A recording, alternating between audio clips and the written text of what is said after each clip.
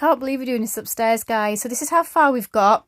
What we've had to do is, because obviously we have to taste it, but I don't like dipping the spoon back in. So I like to make sure it's clean every time. We've had a tiny taste, so we're not eating it as much as I want to. It has got a slight sour taste, so we've needed a lot of icing sugar. My teeth will just fizz away. We've used milk chocolate, but I think we haven't used a whole bar because we want to use like a quarter of it to use a knife and curl it on the top. I would say, guys, if you make it anything like we have, it's been trial and error. We just want to experiment and stuff, which is what this is for. And this is what I've been left with. Made so much. Like, I would say with the top that we're trying to make almost like a ganache. It doesn't taste like ganache, but we can tell it was yogurt. You need a lot of icing sugar if you use fromage frais. Something more creamy and less sour, even though it's not as sour as some yogurts. It's thickened up obviously with the amount of cocoa powder we've put in. Like I said, we used some milk chocolate, just a cheap one, but we've only left a quarter of that bar. We could have done with buying a big bar and using all of it. Mr. Wilson, we need you. And we've just like put loads of cocoa in. So it's got chocolate, cocoa, butter, fromage frais. We haven't even used all of that tub. We've got like a quarter of a tub left, because it thickens up with everything we've added.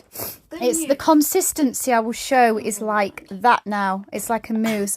And with those, we put ice and sugar in because I wanted to sweeten it up. It wasn't bad, but for me, I just thought it needed to be a little bit sweeter. We made so much that it's probably only like that thick in the bottom, but we don't want it to be like too thick. So I added 2 tablespoons of ice and sugar to that to sweeten it up a little bit. But like I said, it wasn't bitter or sour, just the way we wanted it. Quite grainy. It took us ages to blend it. My husband did actually wash the blender out, and we had to break it up first because the digestives obviously made it moist because there was chocolate. That's the way I wanted it to be, have chocolate. And I'm going to say, people as well, because of that, it actually stuck to the blades. I had to keep knocking it. It was very difficult. My son obviously has done a lot of this, and my husband has helped a little bit behind the scenes. But yeah, so it hasn't been the easiest to make in the blender. We had to snap the shortbread up because the shortbread is a lot thicker, guys, and more solid than the digestives, and it hasn't got chocolate on the top to moisten it. So we did that. We used more shortbread because that's the way I wanted it to be. I'm better with shortbread biscuit than I am chocolate biscuit, even though I prefer chocolate digestives.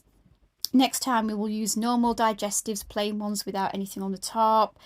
And I would say with that, we will use next time a bigger bar of milk chocolate, and we'll use the whole bar. But what we will do is, I think we've ended up using about the equivalent of 10 to 15, I know I haven't measured it, somewhere between 10 to 15, probably nearer to 15 tablespoons. No, actually, yeah, probably nearer to 15 tablespoons of cocoa powder, and we've probably used the equivalent of 18 to 20 tablespoons of so it's slightly more of icing sugar. You need to use slightly more icing sugar to counteract the bitterness of the cocoa and the fact that it's, like I said, fromage frais. So again, next time we will use something more creamy like whipped cream, which will have us all wheezing or whatever. But anyway, let's see how it's finished, because we've got to get a sharp knife and we've got to curl the chocolate on the top that we've got left over.